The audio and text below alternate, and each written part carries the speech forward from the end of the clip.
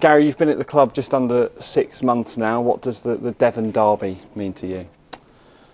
Yeah, it means a lot more than it did in the second game I was here. Obviously, new club. We played on the Monday, Tuesday against Derby. Then the Devon derby came quick after that, and so many things going on. I couldn't fully really appreciate what the game meant. I thought we played excellent in the game, gave a really good account of ourselves, but ultimately we lost, and that's, for me, the big thing in derby games is winning. You know, you have to win the game. That's what the supporters want, that's what the players want, that's what the club wants, and I think we've come a long way in just under 6 months, and I think we're more prepared for this game. We've got, you know, processes that are far better than we did for the last game, but ultimately it's all about winning. It's all about getting what the supporters want at 2 o'clock on Saturday. You've played in some big derby matches. I mean, the Old Firm is probably one of the biggest derbies in Europe. How do you get yourself in that mindset and ready for a game like this? For an Old Firm game, it's quite scary, to be honest. I was telling actually Stano this morning, when you used to go to Ibrox, there'd be about 10,000 supporters, you know, greeting the bus, and it wasn't a nice greeting as you came off the bus. But I almost had to take a couple of deep breaths before you got off the bus, because you were going into the lion's den, so to speak, and you had to be, you know, brave. You had to be resilient. You had to be ready for that atmosphere, and they were incredible games to play in. I played a cup final once as well, where the nerves were incredible on the day of the game. I just couldn't imagine what it felt like to lose a cup final against Rangers, because ultimately a league game you could claw back the points or, you know, still win the league, but a cup final felt like after it, then it was the end. You either won or you lost, and one team was celebrating, one team wasn't. So that fear almost overcame me that game, and it was a terrible game, but thankfully we won.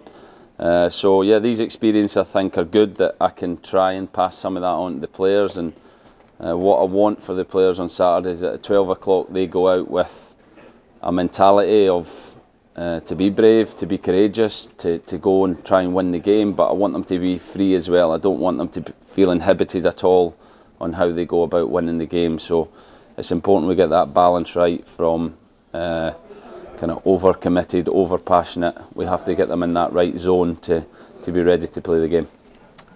Bravery and resilience, are those the two key words for you going into this game? Yeah, I think so. I think, you know, if I look back to, obviously it wasn't a derby, but the Barnsley game here, big game, we needed bravery and resilience in different moments. So with the ball we have to be brave, but without the ball we have to be a resilient team, a more resilient team than we've been in the last few games, where, you know, in big games you get put under pressure and you can't control a game for 90 minutes. So in those moments we have to be a more resilient team, a team that doesn't concede goals so easily. So the players have recovered well from Monday. We'll train at the stadium today, which I think will be good to get a feel of the place. Tomorrow we'll kind of fine tune the details of what we need to do, but come Saturday morning I want them to be, like I said, fully ready but free, and really, you know, ready to go and enjoy a massive game of football.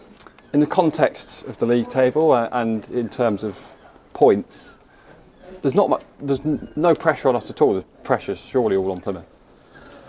There's no external pressure on us, but I think there's a lot of internal pressure, because we want to be the best team we can be, and that is a team that can compete at the top end of this league. The last couple of games we feel like we've let ourselves down, not for the whole game but for moments of those games. The Barnsley game was probably for me the highlight of the season, in terms of a top team coming here and we stood toe to toe with them and competed. So we know we can do it. We just have to get all those details right within a 90-minute performance to turn the result in our favour. So massive internal pressure as always, because we want to do our best, but externally, without a doubt, the pressure's on Plymouth, and the last few weeks they have struggled with that pressure.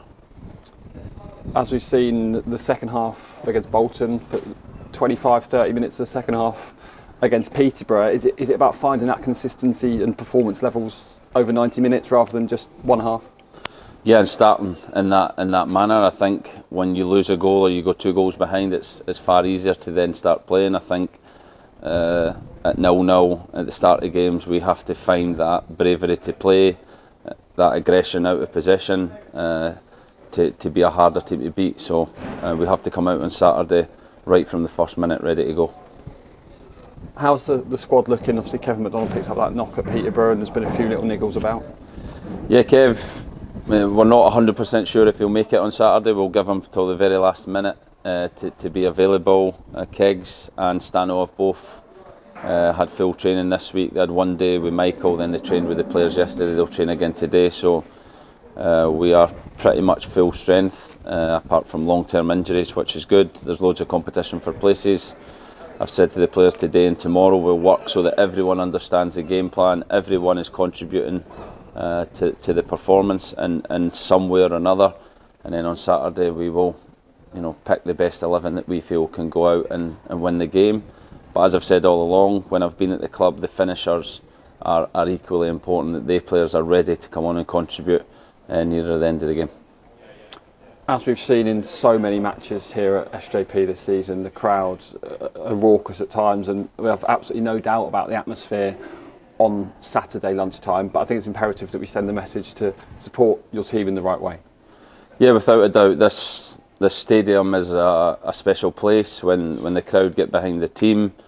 They've travelled in amazing numbers to stadiums all over the country, which again is a massive sacrifice and a big cost to the individuals and to the families that do it. And we thank them for that, but I think Saturday is a game where emotions will be really high. It's important they focus their energy to us and to the team on the pitch rather than to the away support or to the opposition players.